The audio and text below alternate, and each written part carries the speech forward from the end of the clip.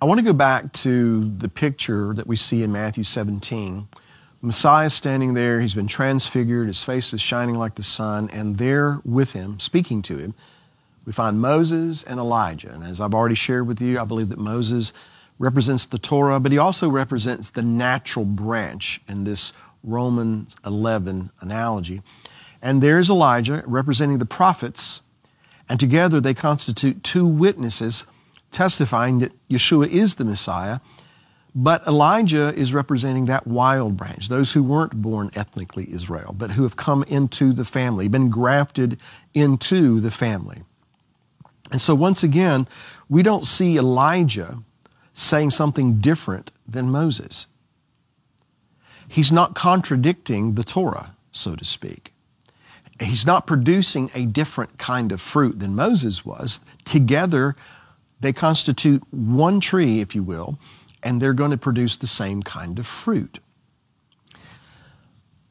Today, many believers are becoming interested in the roots of their faith. And while I believe that there are some offshoots of the Hebrew roots movement that have gone awry, nonetheless, what God is doing is He is awakening within His people the fact that the time to favor Zion, yes, the set time has come, and your servants take pleasure in her stones and favor the dust thereof. We're returning to the roots of our faith. We're connecting with Zion and what Zion is. And people are wanting to learn, and we're starting to manifest this and starting to produce the fruit, keeping His Sabbath, keeping His feasts, wanting to follow His instructions. And by the way, not in order to be saved, but because we are saved.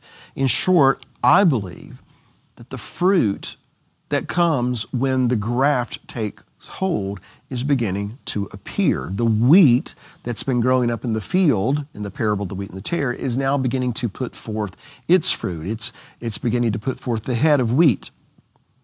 For so many centuries, believers in Messiah didn't recognize these things. But now we are beginning to do this. And I don't believe that there is a person or a place that we can point to and say, this is where it started and this is who started it. It is something that has been occurring in the hearts of people all over the world, but it's really beginning to pop up more prevalently, I guess you'd say. And by the way, because I believe God is doing this and bringing this about, that's exactly why the adversary wants to get in and sow tares amongst the wheat.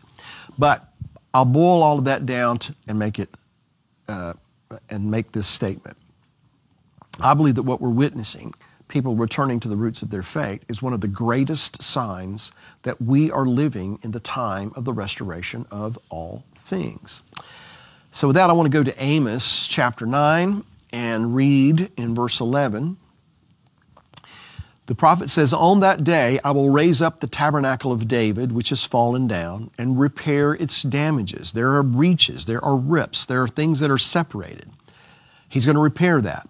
"I will raise up its ruins and rebuild it as in days of old," which is to say, I will restore it back to the way it's supposed to be. This is emblematic of the restoration of all things. More specifically, the fallen tabernacle of David being raised up and the breaches repaired means taking the two, if you will, there's two flaps on this tent because there's a breach, there's a rip and tear. And so you take those two flaps and you bind them together. You bind them together. And when does that take hold? Well, He raises us up on the third day. And so on the third day, He raises up that fallen tabernacle of David that has fallen down. This speaks of a united kingdom under one king. But what's going to trigger this reunification? Let's go back to Romans chapter 11, beginning in verse 25. "For I do not desire, brethren, that you should be ignorant of this mystery, lest you should be wise in your own opinion, that blindness in part has happened to Israel until the fullness of the Gentiles has come in. And so all Israel will be saved. As it is written, the deliverer will come out of Zion, and He will turn away ungodliness from Jacob. For this is my covenant with them when I take away their sins." And so in this verse, the first thing that I notice is that Paul is saying, hey, look, there's a mystery here There's something that has, up until this time, been hidden and concealed. So pay attention. I don't want you to be ignorant of this mystery. I don't want you to be wise in your own opinion, which I believe could connect to the idea of don't let your dogma, don't let your tradition, don't let your theology even blind you from what is being revealed here. A mystery is hidden, but now it's being revealed, and Paul is trying to reveal it. So he is kind of admonishing us to remember, not just people 2,000 years ago, but people who are reading this today, don't let your dogma, don't let your traditional thinking, don't let your theology become so important to you that it blinds you to what God is actually doing. And he's saying that within the context of this mystery that is being revealed, that this blindness that has struck Israel is going to be lifted when the time comes to the fullness of the Gentiles. Remember back in Matthew 16, there were those who went to the Messiah asking him for a sign, even though he had already provided them signs. And he told them, you can discern what's going on in the natural world. Why can't you discern what's going on in the spiritual world? Why can't you look at the signs that I'm giving you and deduce from that that the Messiah is here, that the kingdom of heaven has come to you? Why can't you see that? Well, again, I believe it's because, in part anyway, they allowed their dogma, their theology, their traditions to stand in the way. All right? What affected them? That blindness that they suffered with, it can affect us today. In fact, I believe to some degree it has through the centuries. It has blinded us to some truths that have always been in the Scripture. And so then, if our blindness is going to be resolved, if it's going to be healed, if our eyes are going to be opened, remember the two men on the road to Emmaus, their eyes were open when he broke the matzah, when he broke the bread. If I may, when you got into the Word, which is likened unto bread, the staff of life, and you broke the bread, you really got into it, what does it actually say? And what have I been told that it says? Our eyes are open. We have to be genuinely led of the Spirit to see, to observe, to perceive, and to understand these things. All right, so what is the mystery that Paul's referring to? Well, it has to do with blindness. But the way he describes it is blindness in part, which I take to mean not total blindness, just partial blindness. Well, partial blindness can keep you off the road. That means you don't get a driver's license. That means you don't drive yourself. You have to have someone else drive you, and you are dependent upon them to take you where you want to go. You really can't see where you're supposed to go, so you're going to have to trust that they know the way. Maybe sometimes they do, maybe sometimes they don't. Well, that's the ramifications of being partially blind. So he says that this blindness in part, or this partial blindness, has affected Israel until the fullness of the Gentiles become in. So now let's look at that word that is translated fullness. What does it mean? Well, in reality, it means completion. So blindness in part has happened to Israel until the completion of the Gentiles. Now, this is where some people get the idea that we're talking about numbers here. That there's a certain number that God had in mind. It was preordained that when that certain number is completed of Gentiles that have come into the kingdom, okay, He's going to take them out of the way. All right, I'm through with the Gentiles now. I'm going to turn to Israel. Maybe it has something to do with numbers. I wouldn't be so presumptuous to say that it does not, absolutely. However, I think it's more likely that it has something to do with coming to fruition. That is to say, more likely that the fullness of the Gentiles has something to do with that grafted branch doing its job and provoking to jealousy, that is the natural branches, so that the whole tree begins to produce fruit. That the branch that was grafted in contrary to nature, that came out of a wild olive tree, is beginning to produce its fruit. That's the completion. It's coming to fruition. It's doing what it's supposed to do, what it was intended to do from the beginning. I personally believe it has more to do with that. As a matter of fact, the Hebrew equivalent of this Greek term that is translated fullness is the word milah. And it's spelled mem lamed aleph, milah. It's the same word that means to complete or to fulfill. And it's the same word that the Messiah used when he said, don't think that I've come to negate the law of the prophets. No, I've come to fulfill, milah, to complete, to make them do what they're supposed to do, to make them full of meaning, not to throw them away, not to discard them, but to bring them to fruition, to bring them to the place that they're producing the fruit that God intended in the first place. This is what is meant by milah, and I believe that that is exactly what Paul was intending to convey to us when he talked about the fullness of the Gentiles, the completion of the Gentiles, that they're coming into the fullness of what God intended for them. And what did he intend for them? Because in Genesis 12, what does he say to Abraham? In you, all of the families of the earth will be blessed. They'll be grafted into you. They'll bear the same fruit that you bear. That's what fullness means. You know, the term Gentiles in Hebrew is goyim or hagoyim, the Gentiles. And so if we took Paul's phrase, fullness of the Gentiles, and translated it back into Hebrew, it would be milah hagoyim. The phrase to come in or become in literally is to arise. And so what he was saying is that blindness in part has happened to Israel until the fullness or the completion of the Gentiles has arisen. The idea of arising is something's coming up that's been planted. It's starting to come to fruition. It's starting to bloom. It's starting to blossom. It's starting to do what it was supposed to do.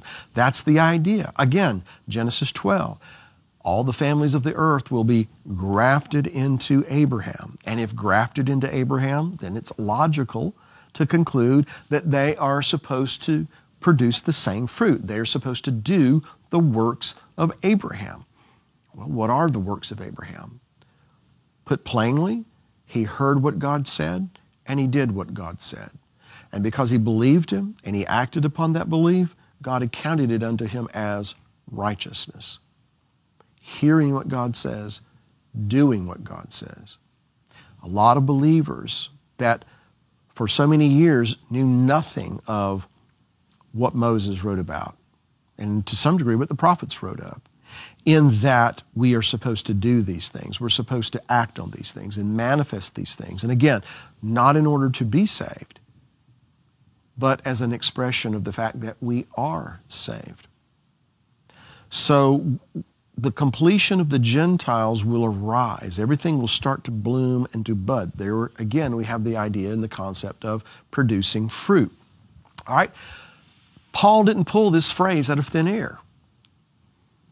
He didn't look out the window, see a guy grafting a plant one day and decide, hey, you know, that sounds good. I think I'll use that to make my point. No, Paul was well-versed in the Torah, well-versed in the prophets, trained at the feet of Gamaliel, and a very intelligent man.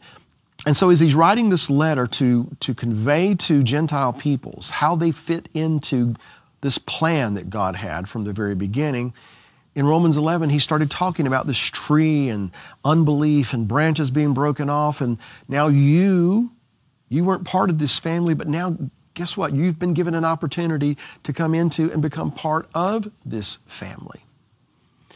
And as he's writing this letter, maybe he's writing in Latin, maybe he's writing in Greek, but even if he's writing in Greek, I guarantee you he's thinking in Hebrew. That's his first language. And so as he's writing about the fullness of the Gentiles, and he uses this phrase, milah hagoyim, where did he get that? Well, in Genesis chapter 48, Jacob has gone down to Egypt. He's been reunited with his son Joseph, and he meets his grandsons, Manasseh and Ephraim. And according to Genesis 48, verses 5 and 6, he has Manasseh and Ephraim to come to him and he adopts them as his own sons. They become as Reuben and Simeon, he says. They are accounted as tribes of Israel.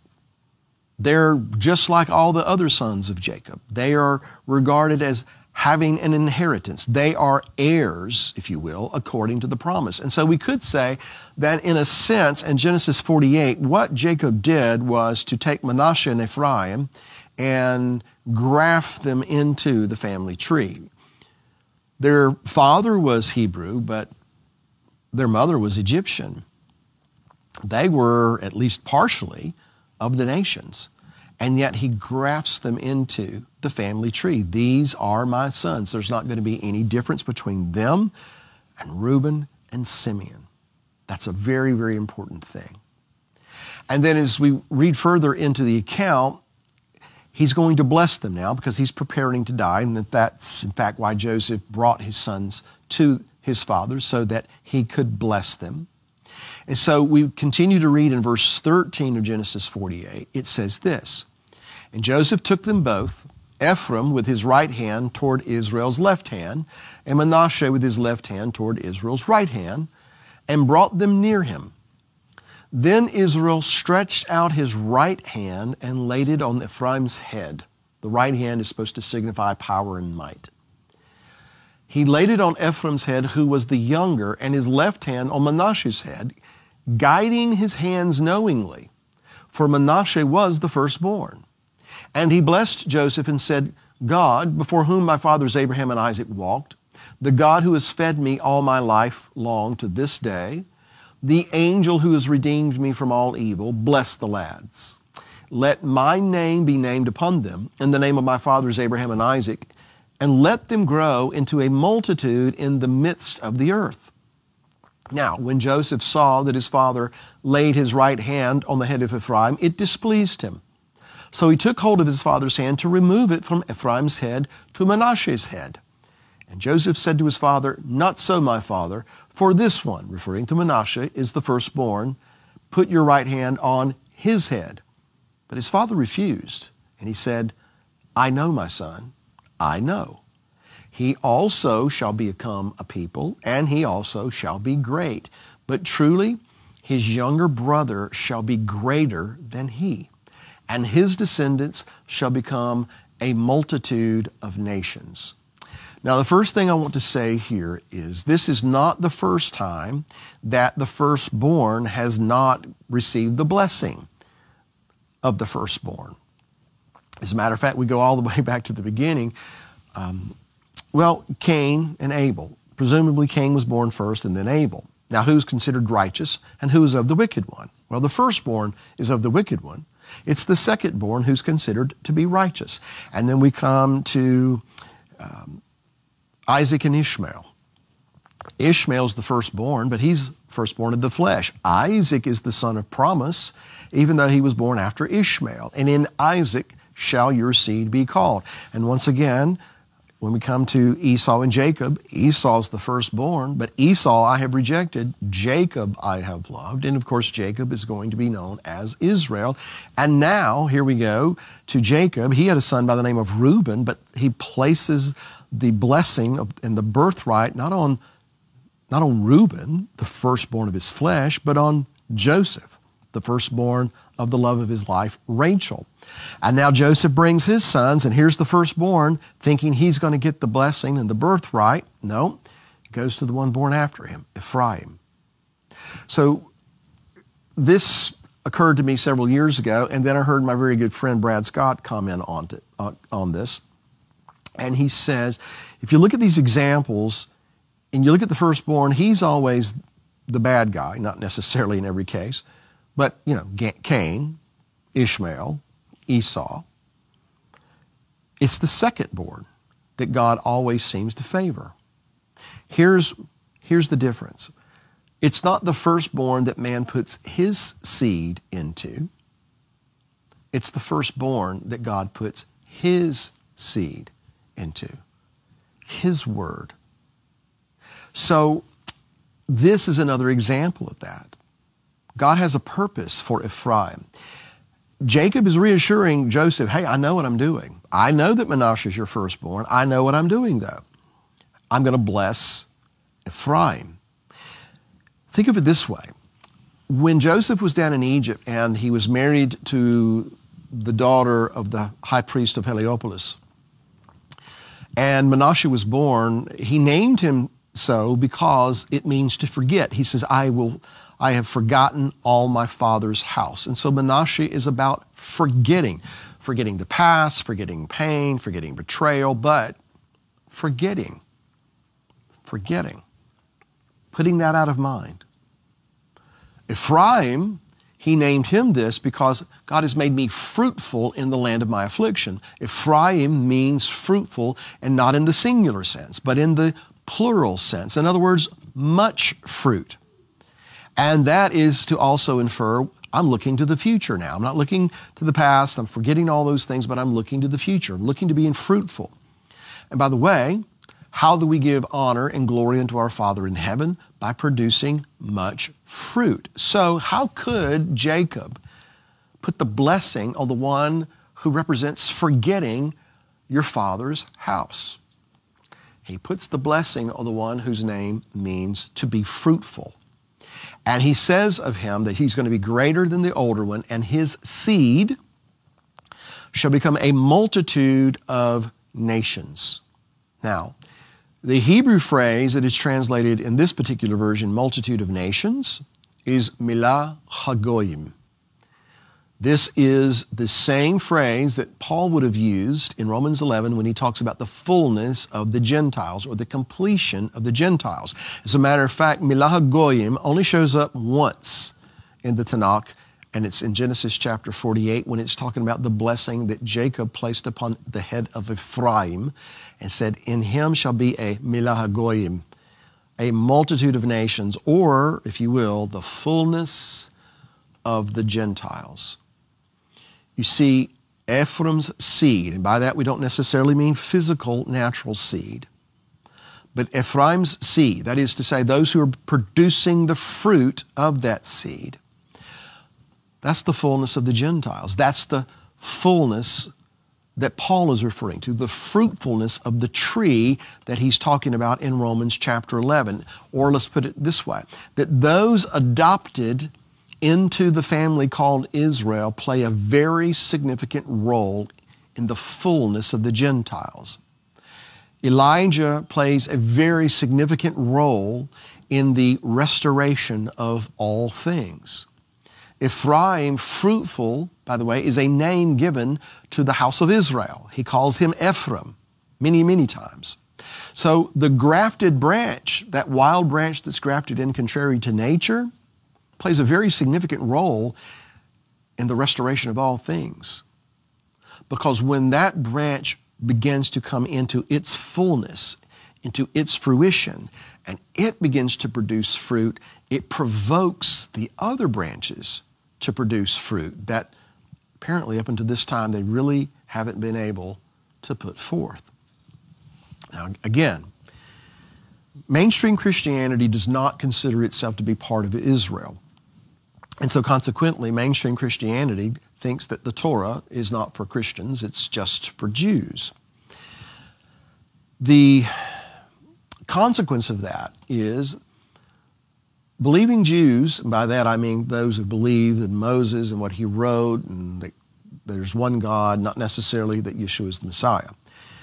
But they're never going to accept a Messiah whose followers say that he told them they don't have to observe what Moses wrote. They're never going to accept a Messiah that they perceive would tell people to walk away from Moses or what Moses wrote in the Torah. And this has been very significant in keeping the two apart. You know, people talk about America being founded upon Judeo-Christian values because what we know as Christianity, at least the core of it, the truth that is in Christianity, not all of the other stuff that it's picked up along the way, but the true essence of what Christianity was supposed to be about came out of what the core values of Judaism was supposed to be out. Not all of the stuff that they picked up along the way that men added to and then took away. But do you understand what I'm saying here? What we call Christianity came out of what the world calls Judaism. And I'm not talking about the religions, and I'm not talking about the man-made things. I'm talking about the core beliefs. Just like Adam went to sleep and God removed a remnant from him and made a different body. But he never intended for those two to be set apart. He never intended for them to live separate lives. He always intended for them to come together. He always intended for them to be one so that they could produce fruit. So that they could produce fruit. Because in the fruit is the seed, and that is propagating life. So you've got the church saying, we're not part of Israel, we don't have to do the things that God told Israel to do. You've got Israel over here saying, well, we're never going to accept a Messiah who would tell you that you don't have to do what Moses said, and so we're just going to live separate lives. So something's got to happen if circumcision and uncircumcision are ever going to get together and become one.